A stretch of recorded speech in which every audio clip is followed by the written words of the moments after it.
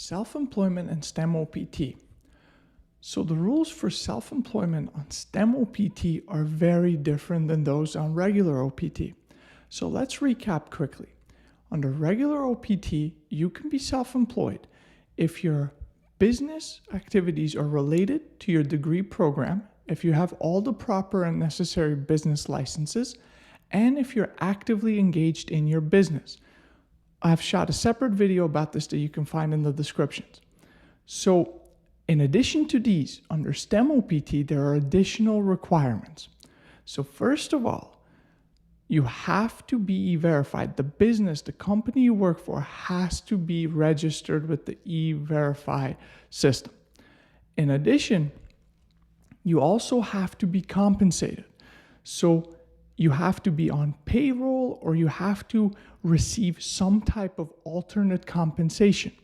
The Department of Homeland Security has made it clear that a student on STEM OPT can receive alternative types of compensation. However, such alternative types of compensation have to be commensurate with what other similarly situated U.S. workers at the company are receiving.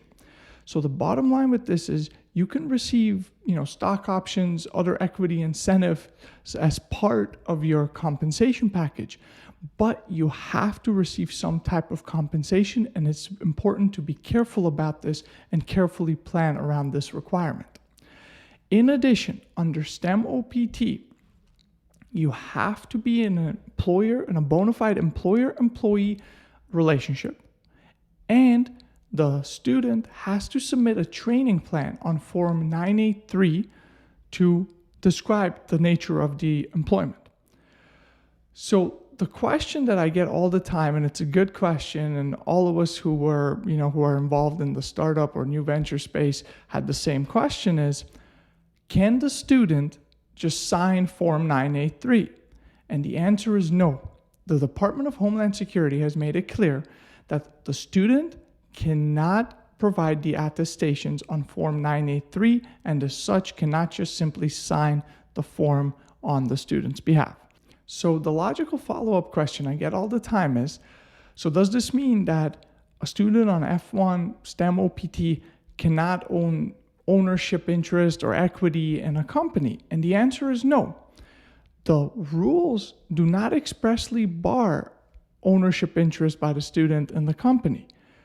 In fact, the Department of Homeland Security has stated that students can work for new ventures, startups, smaller companies. However, and this is the critical point, however, all of the STEM OPT requirements have to be met.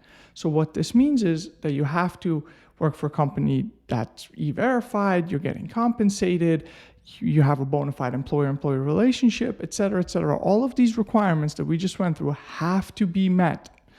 So the follow-up question to this is, so how does one make this happen? How is this even possible? How can one work, on STEM OPT for a startup in which they have equity? The bottom line is this.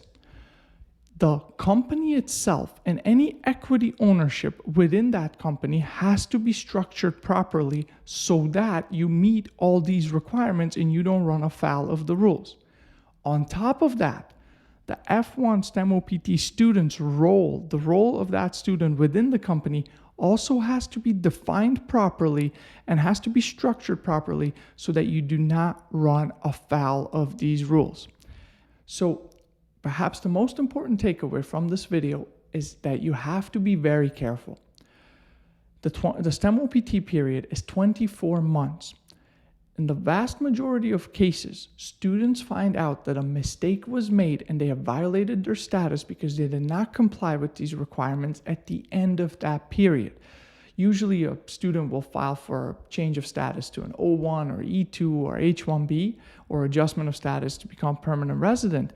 And at that point, they find out, oh no, I didn't comply with these requirements and I violated my immigration status and now I've put my future in the United States in jeopardy. So what I tell everyone is, right, if you can, obviously work with a professional who can, make sure that your activities, your role within the company and the company itself are following the rules and that everything is in compliance with the F-1 STEM OPT rules, right? But in all cases, just be very, very careful. As someone who regularly works with startup founders who are foreign, who has helped many startups use STEM OPT in order to grow before they're ready to file for O1s or E2s or EB1 green cards, etc. These rules, I can tell you, are not simple, they're not intuitive, and every single one of them has to be followed. So make sure that you are in compliance with them if you're going to have any ownership interest in any company while on STEM OPT. I hope you found this video helpful.